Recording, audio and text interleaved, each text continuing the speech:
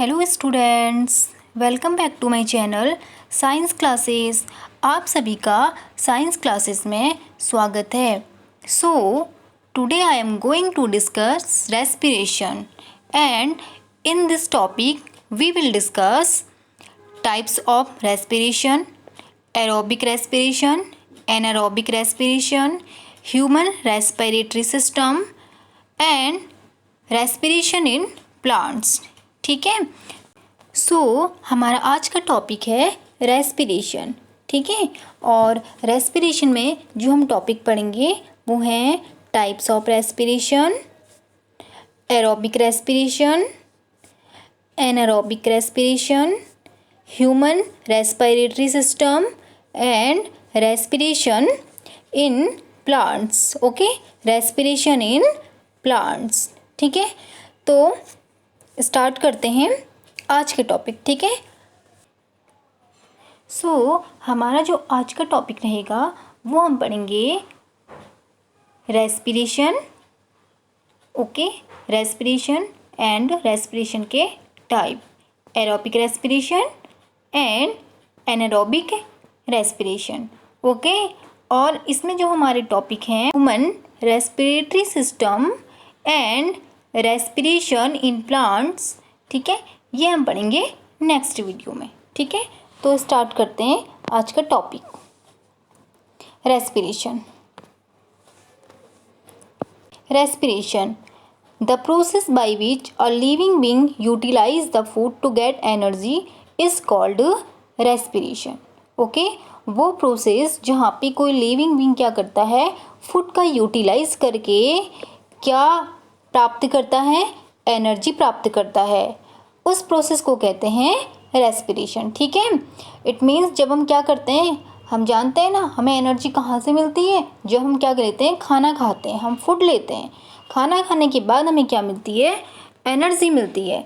ठीक है, तो क्या है, एनर्जी जो मिलती है वो प्रोसेस जो कहलाती है वही रेस्पिरेशन होती है। अब उसमें होता क्या है, देखिए, respiration is an oxidation reaction.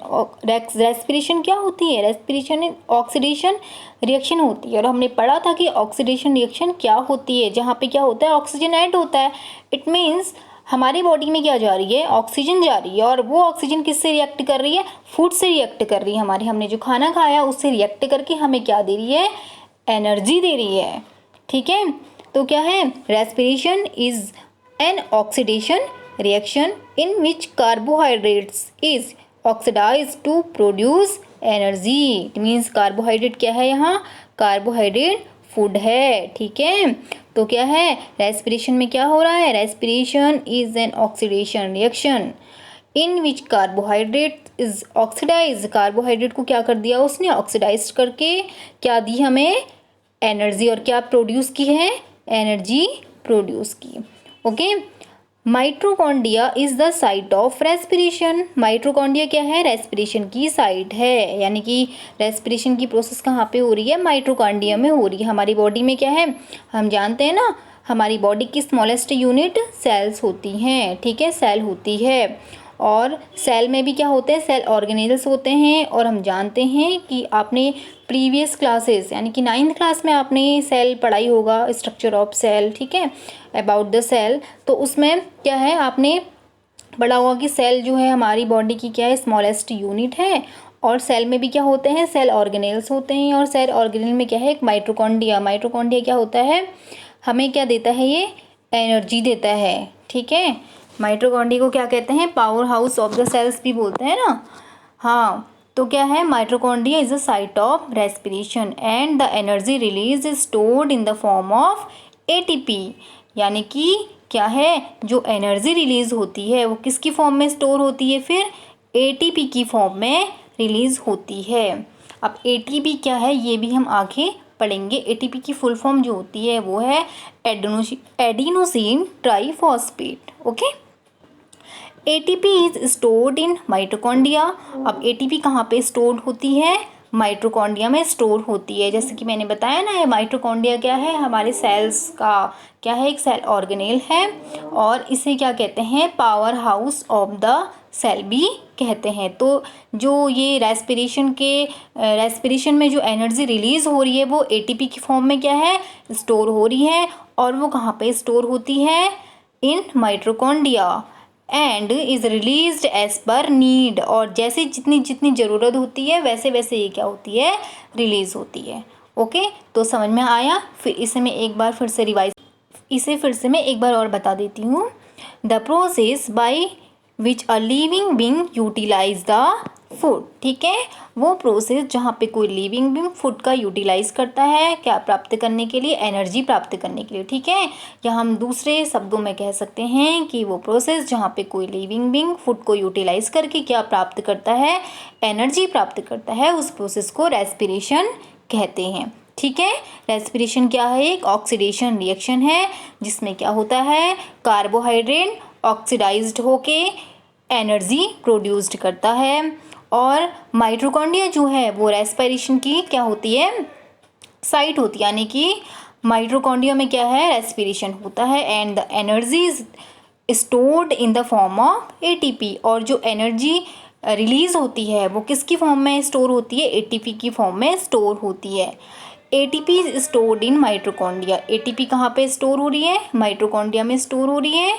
And is released as per need. और जब एनर्जी की ज़रूरत होती है तब ये क्या है, एनर्जी रिलीज हो जाती है। ठीक है, जैसे हमने क्या लिया, हम क्या करते हैं, ब्रीथ करते हैं ना, हमने ब्रीथ किया, ब्रीथ करने में हम कौन सी एयर क्या करते हैं, इनहेल कर रहे हैं, ऑक्सीजन को हमने इनहेल किया। ठीक है, अब ऑक्सीजन इनहेल करने के बाद हमारी ऑक्सीजन कहाँ गई, लंग्स में गई। ठीक है, अब लंग्स में जाने के बाद वहाँ पे कैसे ये क्या कर रही है, कह सकते हैं कैसे वर्क कर रही है, हमने खाना भी खाया है। ठीक है, हमने फूड लिया, अब फूड में जानते हैं हम जैसे ग्लूकोज है। ठीक है, तो ग्लूकोज के साथ क्या कर रही है, वो रिएक्ट कर रही है। ठीक है, वो ऑक्सीजन ने किससे रिएक्ट कर दिया है, O2 ने किससे रिएक्ट कर दिया, हमारे फूड में ग्लूकोज से रिएक्ट किया। ठीक है, या फूड से रिएक्ट किया। अब उसके बाद क्या है, उससे रिएक्ट करने के बाद यानी कि फूड ने ऑक्सीजन, या कहो कि ऑक्सीजन फूड में क्या कर रहा है, फूड के साथ रिएक्ट करके क्या कर रहा है, हमें एनर्जी दे रहा है। ठीक है, और एनर्जी देके कौन सी गैस रिलीज़ करता है, कार्बन डाइऑक्साइड गैस रिलीज़ करता है। ठीक है, अब इसमें स्टेप्स ऑफ रेस्पिरेशन।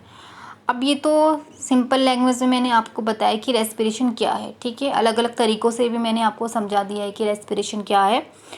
अब यहाँ पे हम देखेंगे स्टेप्स ऑफ रेस्पिरेशन। ठीक है, रेस्पिरेशन के स्टेप, यानी कि कैसे कैसे रेस्पिरेशन की प्रोसेस होती है।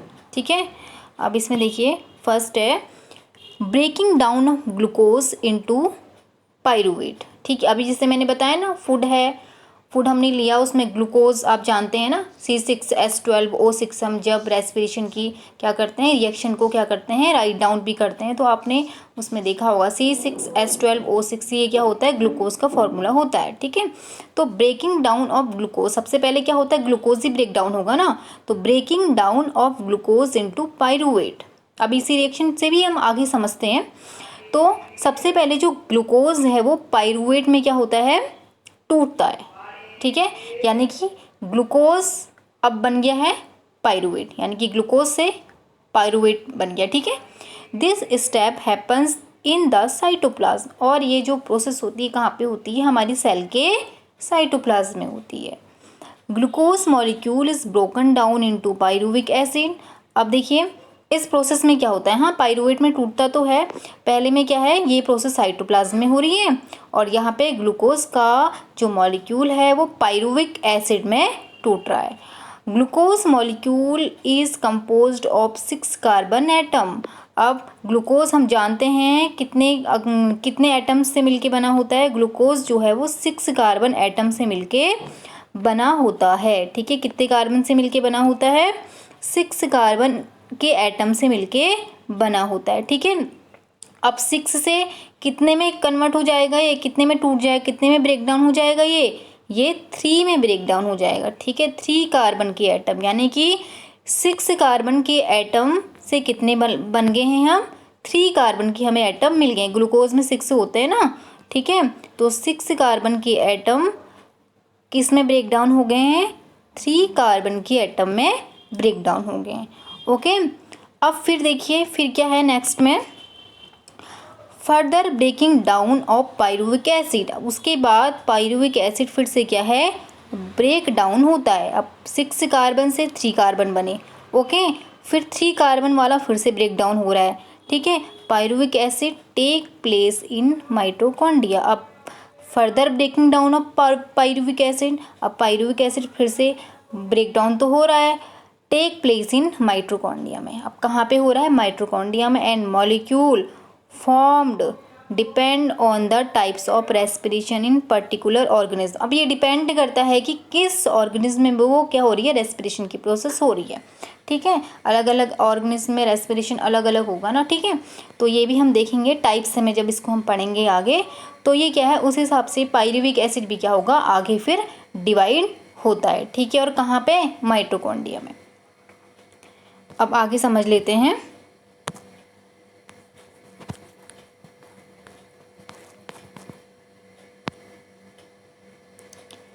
रेस्पिरेशन इन्वॉल्व, अब देखिए रेस्पिरेशन में क्या क्या होता है, ठीक है। फर्स्ट गैसेस एक्सचेंज, ठीक है। रेस्पिरेशन की प्रोसेस में gaseous exchange, intake of oxygen from the atmosphere and release of carbon dioxide is called breathing. जैसे कि अभी मैंने आपको पहले भी बताया, इनटेक ऑफ ऑक्सीजन, ऑक्सीजन का अंदर लेना, फ्रॉम द एटमॉस्फेयर, एटमॉस्फेयर से ऑक्सीजन को लेना, और क्या करना, कार्बन डाइऑक्साइड को क्या करना, बाहर निकालना, ये प्रोसेस कहलाती है ब्रीदिंग, ओके। ये सेकंड में क्या है, break down of simple food in order to release energy inside the cell is called cellular respiration, okay. जहाँ पे क्या है, हमारा फूड क्या होता है, ब्रेक डाउन होता है और उससे क्या मिलती है, एनर्जी मिलती है इनसाइड द सेल, सेल के अंदर।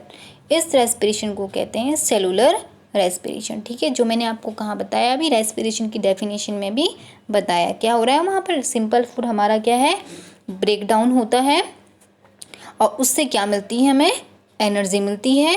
इस रेस्पिरेशन को कहते हैं सेलुलर रेस्पिरेशन, और ये कहाँ पे होता है, हमारी इनसाइड द सेल, ठीक है। अब है next topic, types of respiration, respiration के प्रकार, ठीक है। तो नेक्स्ट हम क्या पढ़ेंगे, अब टाइप्स ऑफ रेस्पिरेशन, ठीक है। अब फर्स्ट, अब रेस्पिरेशन के टाइप जो हैं वो है aerobic respiration and anaerobic respiration. तो सबसे पहले हम इसे समझेंगे एनारोबिक रेस्पिरेशन, ठीक है। अब इसमें क्या होता है, देखिए एनारोबिक रेस्पिरेशन में this type of respiration happens in the absence of oxygen. ये रेस्पिरेशन जो होता है, यानी कि कौन सा respiration, anaerobic respiration. Anaerobic respiration oxygen की एब्सेंस में होता है, ऑक्सीजन की एब्सेंस के हैं या एयर की एब्सेंस में, ठीक है। जैसा कि हम जानते हैं कि हमारी बॉडी जो है, लिविंग बीइंग की अगर हम बात करें, हम क्या करते हैं, एयर के बिना क्या है, हम लिविंग नहीं रह सकते हैं ना, जिंदा नहीं रह सकते हैं। तो हमें क्या चाहिए, ऑक्सीजन चाहिए। हम ऑक्सीजन की प्रेजेंस में क्या करते हैं, ब्रीथ करते हैं ना, ठीक है। तो ऐसा भी रेस्पिरेशन है, या हम कहेंगे कि एयर की एब्सेंस में भी रेस्पिरेशन होता है, ठीक है। एयर की एब्सेंस में भी रेस्पिरेशन होता है, और वो रेस्पिरेशन होता है एनारोबिक रेस्पिरेशन, ठीक है। अब इसमें भी आपको, मैंने इससे पहले आपको बताया था कि रेस्पिरेशन की प्रोसेस में क्या होता है, ठीक है। ग्लूकोज ब्रेक डाउन होता है, और ग्लूकोज से क्या बनता है, पायरुविक एसिड बनता है। और ग्लूकोज जो होता है वो क्या होता है, 6 कार्बन का मॉलिक्यूल होता है। 6 कार्बन के मॉलिक्यूल से क्या बनता है, 3 कार्बन का मॉलिक्यूल बनता है, ओके। तो पायरुविक एसिड तो हमें मिल गया। पायरुविक एसिड के बाद हमने क्या पढ़ा था कि आगे ये किस पर डिपेंड करता है कि किस टाइप का रेस्पिरेशन है, ये कैसे ब्रेक डाउन होता है पायरुविक एसिड, ठीक है। तो एनारोबिक रेस्पिरेशन में हम पढ़ेंगे कि समझते हैं कि यह कि यहाँ पे पायरुविक आगे कैसे किस में कन्वर्ट होता है, कैसे ब्रेक डाउन होता है, ठीक है। अब यहाँ पे देखिए एयर की एब्सेंस में होने वाला रेस्पिरेशन क्या होता है, एनारोबिक रेस्पिरेशन होता है।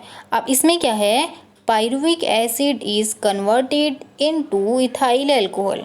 पायरुविक एसिड क्या करता है, कन्वर्ट होकर क्या बनाता है, इथाइल अल्कोहल बनाता है और लैक्टिक एसिड बनाता है, ठीक है।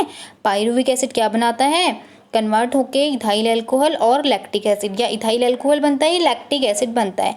इथाइल अल्कोहल बनना हमने एक्टिविटी में भी पढ़ा था, एक्टिविटी हमने पढ़ी थी 6.5 एक्टिविटी, ठीक है। 6.5 एक्टिविटी में आपको याद होगा। तो यहाँ पे क्या बनता है, एल्कोहल बनता है, एल्कोहल फॉर्मेशन होता है ना, जिसमें हमने क्या किया था, CO2 का टेस्ट किया था, ठीक है, फर्मेंटेशन की प्रोसेस से। और हमने क्या लिया था, इसमें ईस्ट को लिया हुआ था ना, ठीक है, हाँ ईस्ट को लिया हुआ था हमने। क्या है इस एक्टिविटी में, आपको याद होगा, फ्रूट जूस है और हमने क्या लिया, ईस्ट लिया हुआ है ना, माइक्रोब्स। कौन सा माइक्रोब्स लिया, ईस्ट लिया हुआ है, ठीक है। तो ये क्या करता है, इसका यूज़ किस में होता है, एनारोबिक रेस्पिरेशन में, ठीक है। ईस्ट का यूज़ हम किस में करते हैं, ईस्ट और बैक्टीरिया का यूज़ हम एनारोबिक रेस्पिरेशन, एल्कोहल फॉर्मेशन में। यानी कि ईस्ट क्या करते हैं, एनारोबिक रेस्पिरेशन करते हैं और इनसे क्या फॉर्म होता है, एल्कोहल फॉर्म होता है, ठीक है, इतना याद रखेंगे। और ये क्या करते हैं, एनारोबिक रेस्पिरेशन करते हैं, ठीक है। एल्कोहल और क्या मिलता है हमें, कार्बन डाइऑक्साइड गैस इसमें से रिलीज होती है, ठीक है। कि ethyl alcohol is usually formed in the case of anaerobic respiration. जैसे अभी आपको पता है 6.5 एक्टिविटी में हमें क्या मिला था, एनारोबिक रेस्पिरेशन में क्या मिला था, इथाइल एल्कोहल बनता है, ठीक है। C2H5OH क्या होता है इसका फॉर्मूला, C2H5OH, ठीक है। ये होता है इथाइल एल्कोहल का फॉर्मूला। तो हमें ये मिलता है एनारोबिक रेस्पिरेशन। और इसका यूज़ करते हैं हम ईस्ट और बैक्टीरिया का यूज़ करते हैं, ठीक है। अब बताइए लैक्टिक एसिड की। Lactic acid is formed in some of microbes as well as in muscle cell, ठीक है। और किस में हमें मिलता है, ये मसल सेल्स में भी मिलता है,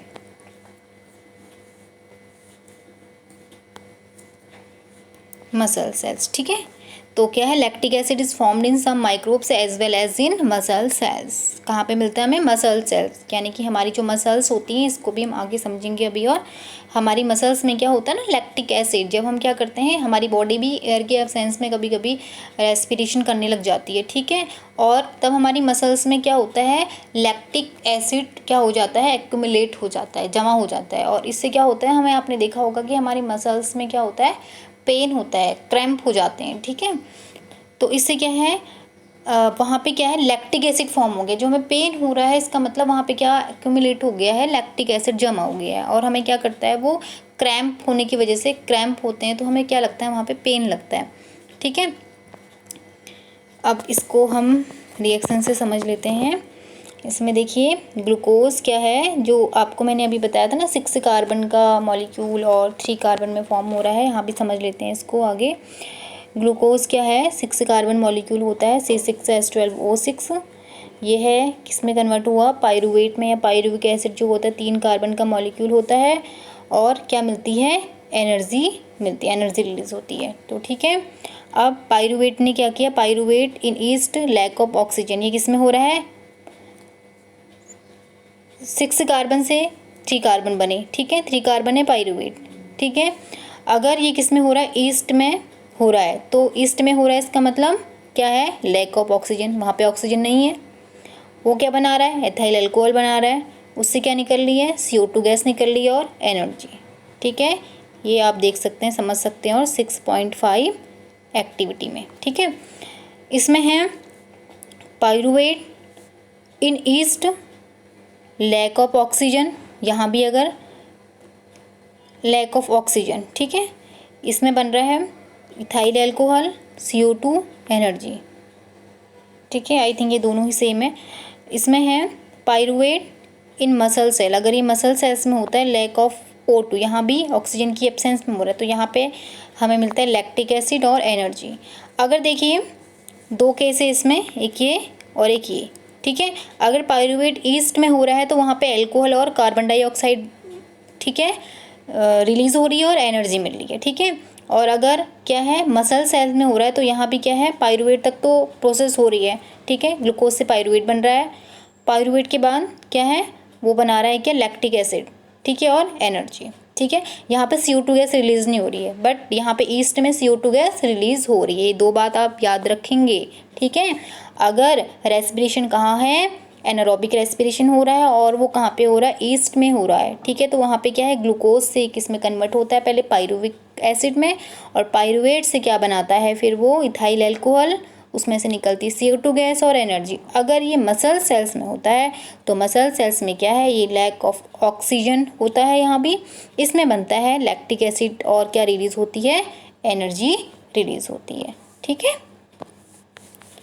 अब हम आगे नेक्स्ट टॉपिक को देखेंगे, ठीक है। आई होप आपको इतना समझ आया होगा। अब हम चलते हैं एरोबिक रेस्पिरेशन में, ठीक है। जैसे एनारोबिक रेस्पिरेशन क्या था, एयर की एब्सेंस में था, ऑक्सीजन की एब्सेंस में। अब ये होता है ऑक्सीजन की प्रेजेंस में, ठीक है। This type of respiration happens in the presence of oxygen. ये respiration it means aerobic respiration oxygen की प्रेजेंस में होता है। यहाँ क्या है, pyruvic acid is converted into CO2। यहाँ पे पायरुविक एसिड किस में कन्वर्ट हो जाता है, CO2 में कन्वर्ट हो जाता है। और क्या रिलीज होती है, एनर्जी रिलीज होती है। And water molecule is also formed at the end of this process. अब इसमें क्या क्या रिलीज होता है, कार्बन डाइऑक्साइड गैस और वाटर का मॉलिक्यूल भी रिलीज होता है, ठीक है। ये जो रेस्पिरेशन की हम पढ़ते हैं इक्वेशन, ठीक है, बार बार आप छोटी स्मॉल जो आपकी हैं प्रीवियस क्लासेस से ही आपने पढ़ी होंगी ये रेस्पिरेशन की प्रोसेस, ठीक है। 6 कार्बन का मॉलिक्यूल है तो किस में कन्वर्ट हुआ, 3 कार्बन का मॉलिक्यूल पायरुवेट बनाया। अब पायरुवेट ने क्या किया, हाँ ये कहाँ पे हो रही है, ये माइटोकॉन्ड्रिया में होती है, ठीक है। प्रेजेंस ऑफ ऑक्सीजन, ये ऑक्सीजन की प्रेजेंस में है। इससे हमें क्या मिल रहा है, CO2, वाटर एंड एनर्जी, ठीक है। तो फिर से देख सकते हैं C6H12O6, 6 CO2, 6 H2O, energy, presence of O2, ठीक है। रिएक्शन भी यहाँ पे राइट डाउन की हुई है।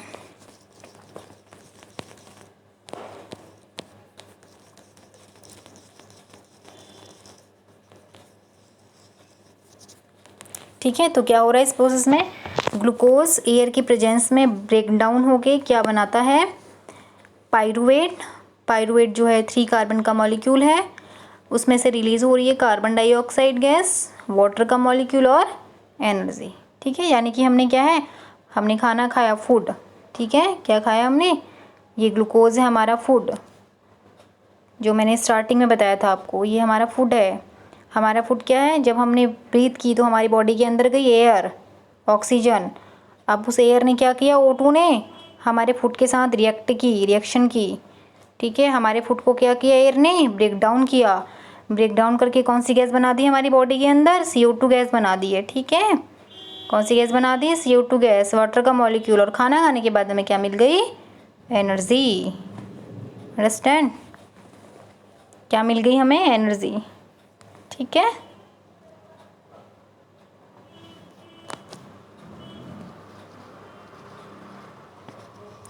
सो अब चलते हैं नेक्स्ट टॉपिक में।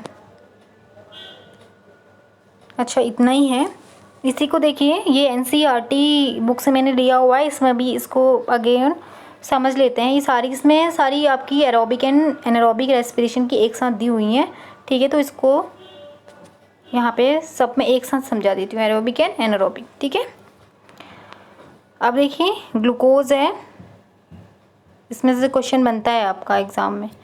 ग्लूकोज है 6 कार्बन का मॉलिक्यूल होता है, क्या होता है, C6H12O6, ठीक है। ग्लूकोज 6 कार्बन का मॉलिक्यूल है। ये प्रोसेस कहाँ पे हो रही है, मैंने पढ़ाया था अभी आपको, समझाया था, साइटोप्लाज्म में हो रही। कहाँ पे हो रही है, साइटोप्लाज्म में, ठीक है। साइटोप्लाज्म में यानी कि ग्लूकोज 6 कार्बन का जो मॉलिक्यूल है वो ब्रेकडाउन जो हो रहा है वो साइटोप्लाज्म में हो रही है, ठीक है। अब इसने क्या बनाया, पायरुवेट। पायरुवेट जो होता है वो 3 कार्बन का मॉलिक्यूल होता है, कितना होता है, 3 कार्बन का मॉलिक्यूल होता है, ठीक है। प्लस एनर्जी, यहाँ भी एनर्जी रिलीज हुई। अब अलग अलग उसमें हम देखते हैं, ईस्ट में जो होती है, मसल सेल्स में जो होती है, माइटोकॉन्ड्रिया में जो होती है, ठीक है। अब सबसे पहले absence of oxygen in east, इसको समझ लेते हैं, ठीक है। जैसे कि अभी आपको बताया था मैंने, ये सारी मैंने पहले एक एक करके समझा दी है, बट ये NCERT का जो डायग्राम है इससे मैं आपको फिर से बता रही हूँ, ठीक है। एब्सेंस ऑफ ऑक्सीजन ये हो रही है ईस्ट में, इससे हमें क्या मिला, एथनॉल। एथनॉल जो होता है एथिल एल्कोहल या इथाइल एल्कोहल भी इसको कहते हैं, ये होता है 2 कार्बन मॉलिक्यूल, जिसका फॉर्मूला भी जैसे मैंने आपको अभी बताया था क्या होता है C2H5O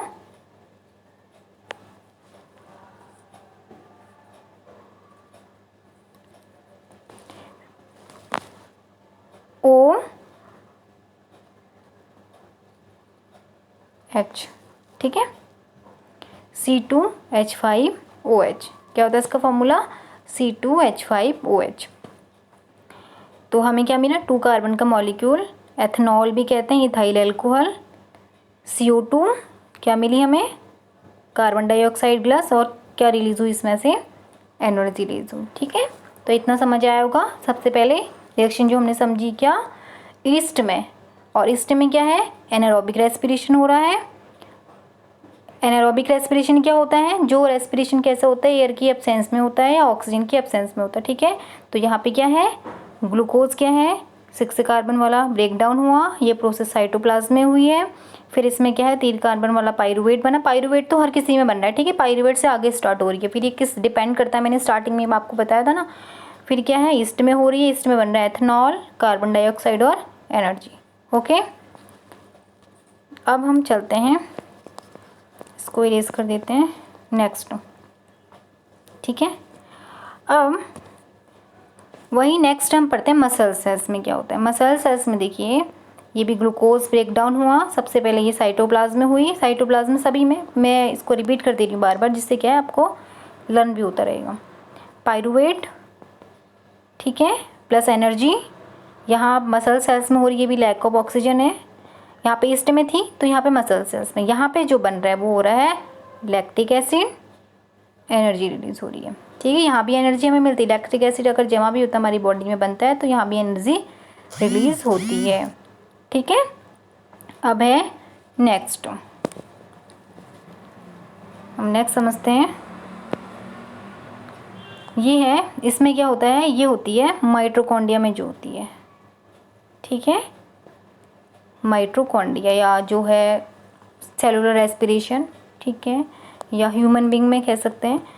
तो ये है ग्लूकोज ब्रेक डाउन हुआ, साइटोप्लाज्म में प्रोसेस हुई, पाइरुवेट कन्वर्ट हुआ। अब ये है प्रेजेंस ऑफ ऑक्सीजन, क्या है प्रेजेंस ऑफ ऑक्सीजन। ये कहाँ पे हो रही है माइटोकॉन्ड्रिया में हो रही है। कहाँ पे हो रही है माइटोकॉन्ड्रिया, इन माइटोकॉन्ड्रिया में। इसमें क्या बन रहा है CO2 वाटर एनर्जी, जो मैंने आपको पहले भी अभी बताया था, ठीक है। क्या क्या मिल रहा है इसमें हमें अभी CO2 वाटर एनर्जी, ठीक है। तो आई होप आपको तीनों ही एरोबिक, एनारोबिक रेस्पिरेशन और क्या है उसके एग्जाम्पल, ठीक है, और इक्वेशन अच्छे से समझ आ गई होगी, ठीक है। अब देखिए आगे, हाँ मसल सेल्स, इसको समझ लेते हैं मसल सेल्स। अब मसल सेल्स का भी बताया था ना आपको कि लैक ऑफ ऑक्सीजन, ठीक है, लैक्टिक एसिड और एनर्जी, ठीक है। तो इसी को हम आगे समझेंगे, आगे समझ लेते हैं। In our muscle cells can also respire anaerobically, ठीक है। हमारी मसल सेल्स भी क्या करती हैं, क्या कर सकती है एनारोबिकली रेस्पायर करती हैं। जैसे हमारी बॉडी क्या है कैसे रेस्पायर करती है, एरोबिक करती है ना, एयर के प्रेजेंस में हम रेस्पायर करते हैं, एब्सेंस में नहीं करते हैं, ठीक है। हवा के या ऑक्सीजन के बिना हम सांस नहीं ले सकते हैं। तो लेकिन हमारी बॉडी, हमारी मसल सेल्स कभी कभी क्या कर सकती हैं एनारोबिकली रेस्पायर कर सकती हैं। तो देखिए इसमें कैसा रेस्पिरेशन है, but only for a short time, कम समय के लिए।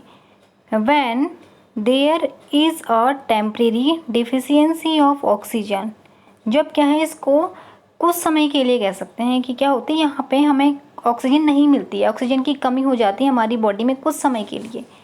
अब during heavy exercise, fast running और साइकिलिंग, जब हम क्या करते हैं हैवी एक्सरसाइज करते हैं, फास्ट रनिंग करते हैं या साइकिलिंग करते हैं या वॉकिंग फॉर मैनी आवर्स और हैवी वेट लिफ्टिंग, किन किन वजह से हमने क्या किया है, या तो हम बहुत हैवी एक्सरसाइज कर देते हैं कभी, ठीक है, या हम क्या कर रहे हैं फास्ट रनिंग तेज़ तेज़ भागते हैं दौड़ते हैं, या साइकिल चला रहे होते हैं, ठीक है, फॉर मैनी आवर, बहुत मतलब बहुत घंटों तक साइकिल चलाना, या हैवी वेट लिफ्टिंग या कोई भारी सामान उठाना, उस वजह से क्या होता है ना, the demand for energy is high. तो देखिए जैसे हम ज़्यादा अगर हम वर्क करेंगे, ज़्यादा हम काम करेंगे तो हमें एनर्जी भी तो ज़्यादा चाहिए, हमारी बॉडी को ज़्यादा एनर्जी चाहिए ज़्यादा काम करने के लिए। हम दौड़ रहे हैं, ज़्यादा काम कर रहे हैं, हम भारी सामान उठा रहे हैं तो ज़्यादा वर्क कर रहे हैं, ठीक है, हैवी एक्सरसाइज कर रहे हैं, तो हमारी बॉडी क्या कर रही है, वहाँ पे ज़्यादा एनर्जी मांग रही है, उसको और ताकत चाहिए, तो ठीक है, वहाँ पे एनर्जी की डिमांड भी हाई हो जाती है। But the supply of oxygen to produce the energy is limited. अब देखिए जो ऑक्सीजन क्या हो रही है, oxygen is produce to energy is limited, ठीक है। अब सप्लाई ऑफ ऑक्सीजन, ऑक्सीजन जो सप्लाई हो रही है ना हमारी बॉडी को उतनी हो नहीं पा रही है, ठीक है, तो वो एनर्जी को भी लिमिटेड कर देती है। हमारी बॉडी उतनी एनर्जी, उतनी ऑक्सीजन बॉडी में ले नहीं पाती है, और ऑक्सीजन बॉडी में नहीं जा रही है तो उतनी क्या है, वो हमारी एनर्जी को भी लिमिटेड कर देती है। Then anaerobic respiration takes place in the muscles cells to fulfil the demand of energy. तो इसीलिए देन एनारोबिक रेस्पिरेशन, तो हमारी मसल सेल्स क्या करने लग जाती है, एनारोबिक रेस्पिरेशन करने लग जाती हैं उस जगहों पे। Take place in muscle cells to fulfil the demand of energy, और वो क्या करती है, एनर्जी की डिमांड को फुलफिल कर देती है, ठीक है। और वहाँ पे तो क्या है, हम एक्सरसाइज कर रहे हैं, ठीक है, एक्सरसाइज करते हैं तो हम एक्स्ट्रा काम कर रहे हैं, उस दिन हमारी बॉडी कुछ एक्स्ट्रा वर्क कर रही है। अब एक्स्ट्रा वर्क कर रही है तो वहाँ पे क्या है, हमें एक्स्ट्रा एनर्जी चाहिए। अब एनर्जी चाहिए तो क्या है कि हमें उतनी एनर्जी, कह सकते हैं कि एनर्जी तो लिमिटेड हो गई ना, उतनी एनर्जी है नहीं है। अब एनर्जी कौन दे रहा है, हमें ऑक्सीजन दे रहा है, ठीक है। अब ऑक्सीजन क्या है, हम उतनी ले नहीं पा रहे हैं। जैसे भाग रहे हैं ना, भागने में आपने देखा होगा हम ज़ोर ज़ोर से क्या करते हैं, ब्रीथ करने लग जाते हैं ना, ठीक है, या एक्सरसाइज करते हैं हम ज़ोर ज़ोर से ब्रीदिंग करने लग जाते हैं। तो ब्रीदिंग का मतलब कि हमारी बॉडी और ऑक्सीजन मांग रही है, जितनी हमें चाहिए, तो हमारी बॉडी और ऑक्सीजन मांग रही है। अब ऑक्सीजन मांग रही है, इसका मतलब उतनी ऑक्सीजन हमारे हर एक पार्ट यानी कि हमारी मसल्स तक नहीं जा रही है। अब वो मसल्स क्या कर रही है, उसको फुलफिल करने के लिए एनारोबिक रेस्पिरेशन कर रही है। और एनारोबिक रेस्पिरेशन में क्या है, हमारी बॉडी में क्या फॉर्म हो जाता है, लैक्टिक एसिड फॉर्म हो जाता है। और लैक्टिक एसिड से क्या है, फिर वहाँ पे आपने देखा होगा मसल्स क्या करती हैं, मसल्स में क्रैम्प हो जाते हैं। Glucose in the absence of oxygen, lactic acid form हो रहा है, एनर्जी फॉर्म हो रही है, ठीक है।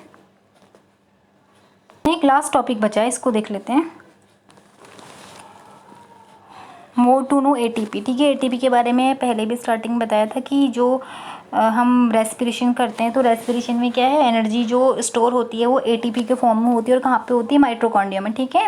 और माइटोकॉन्ड्रिया में कहाँ हो रही है, कौन से रेस्पिरेशन में, एरोबिक रेस्पिरेशन में, ठीक है। एरोबिक रेस्पिरेशन में जो किस में हो रहा है, एयर की प्रेजेंस में हो रहा है। इस बात को भी आप याद रखेंगे, एयर की प्रेजेंस में जो रेस्पिरेशन हो रहा है वो कहाँ पे होती है, माइटोकॉन्ड्रिया में होती है, माइटोकॉन्ड्रिया में होती है। और एनर्जी जो स्टोर होती है वो एटीपी के फॉर्म में होती है। अब इसे एटीपी को समझ लेते हैं। ATP is the energy currency of most cellular process. एंड एटीपी क्या होती है, एनर्जी करेंसी होती है बहुत से सेलुलर प्रोसेस में। सेलुलर प्रोसेस जैसे कि अभी हमने पढ़ा रेस्पिरेशन, ठीक है। The energy release during the process of respiration is used to make an ATP molecule. अब energy release during the process of respiration, respiration की प्रोसेस में जो एनर्जी रिलीज होती है वो क्या बनाती है, किसके फॉर्म में यूज़ होती है, मेक एन एटीपी मॉलिक्यूल। क्या बनाती है, एटीपी का मॉलिक्यूल बनाती है from ADP and inorganic phosphate. किससे बनाती है, एडीपी से और इनऑर्गेनिक फॉस्फेट, यानी कि इनऑर्गेनिक फॉस्फेट और एडीपी दोनों मिलकर क्या बनाते हैं, एटीपी का मॉलिक्यूल बनाते हैं, ठीक है। और एटीपी की फुल फॉर्म भी आपको बताई थी, एडिनोसिन ट्राईफॉस्फेट, ठीक है। और एडीपी की होती है एडिनोसिन डाईफॉस्फेट, ठीक है। अब यहाँ पे देखिए एडीपी और फॉस्फेट, ठीक है, एडीपी फॉस्फेट एनर्जी रिलीज हुई तो ये इसने बनाया एटीपी, ठीक है, समझ सकते हैं। अब यहाँ पे ये फॉस्फेट है, पी यानी कि फॉस्फेट। अब ये है एंडोथर्मिक प्रोसेस। एंडोथर्मिक प्रोसेस वो होती है जहाँ पे एनर्जी क्या होती है, एब्जॉर्ब होती है, ठीक है। एनर्जी जहाँ पे एब्जॉर्ब होती है वो एंडोथर्मिक प्रोसेस होती है। और एक्सोथर्मिक वो होती है जहाँ पे एनर्जी रिलीज होती है। अब एंडोथर्मिक प्रोसेस में क्या है, endothermic process in the cell then use this ATP to drive the reaction. Endothermic process में क्या है, इस कह सकते हैं कि एटीपी का यूज़ हो रहा है, ठीक है, जो क्या है इसमें रिएक्शन में लिखी हुई है, एंडोथर्मिक प्रोसेस से कह सकते हैं, यानी कि एटीपी क्या है, एब्जॉर्ब हो रही है ना, ठीक है। When the thermal phosphate linkage in ATP, जब थर्मल फॉस्फेट किससे लिंकेज होता है, ATP, linkage in ATP, ATP में लिंकेज होता है, तो वहाँ पे क्या होता है, इज ब्रोकन यूजिंग वाटर, ठीक है। When the thermal phosphate linkage in ATP, जब थर्मल फॉस्फेट एटीपी में लिंकेज होता है, ये क्या करता है, वाटर के मॉलिक्यूल को ब्रेक डाउन करता है, यानी कि is in broken using water, ठीक है। वाटर का यूज़ करके ये क्या होता है,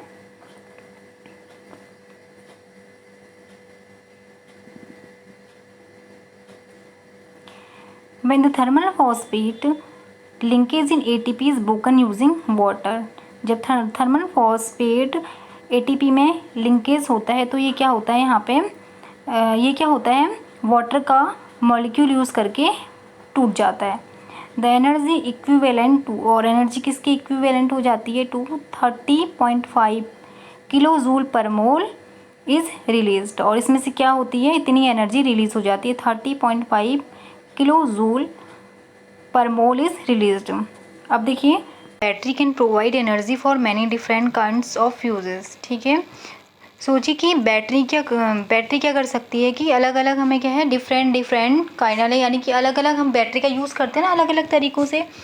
it can be use to obtain mechanical energy, light energy, electrical energy and so on. और बैटरी का यूज हम किस में करते हैं, किस में यूज होती है बैटरी, जैसे कि लाइट एनर्जी से बल्ब जल जाता है, इलेक्ट्रिकल एनर्जी है, ठीक है, और सो ऑन। इसके अलावा बहुत सी चीज़ें ऐसी है, बैटरी में यूज़ करना, लाइट में यूज़ करना, डिफरेंट काइंड, अलग अलग तरीक़ों से हम बैटरी का यूज़ कर सकते हैं।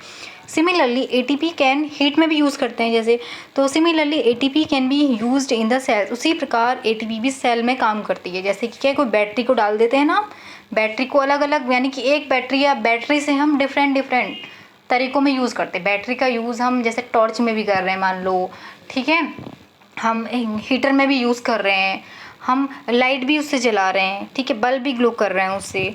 तो वैसे ही हमारी बॉडी में एटीपी क्या कर रही है, हमारी सेल्स में वैसे ही काम कर रही है। For the contraction of muscles, जैसे कि किसमें, मसल्स को कॉन्ट्रैक्ट करने में, वैसे ही क्या कर रही है, एटीपी भी हमारी बॉडी में यूज़ हो रही है, कहाँ पे, सेल्स में, for the contraction of muscles. Protein synthesize, और प्रोटीन बनाने में, कंडक्शन ऑफ नर्व इम्पल्स, ठीक है, हमारी नर्व्स इम्पल्स को कंडक्ट करने में, जैसे होती है ना नर्व इम्पल्स, कोई भी मैसेज हमारा कहाँ जाता है, हमारे जो सेंस ऑर्गन किसी भी चीज़ को रिसीव करते हैं ना, जैसे कि वो कुछ फील कर रहे हैं, कुछ देख रहे हैं, वो सारा मैसेज हमारा कहाँ जा रहा है, ब्रेन में, ब्रेन रिस्पॉन्स करता है ना उसका। हाँ, तो नर्व इम्पल्स क्या है, उसको कंडक्ट करने में भी कौन काम करता है, ATP and many other activities, ठीक है। तो आई होप आपको आज रेस्पिरेशन, एनारोबिक रेस्पिरेशन, ठीक है, अच्छे से समझ आ गया होगा। सो आज के लिए इतना ही, मिलते हैं नेक्स्ट वीडियो में। Save earth, save tree and keep your environment clean. Thanks for watching.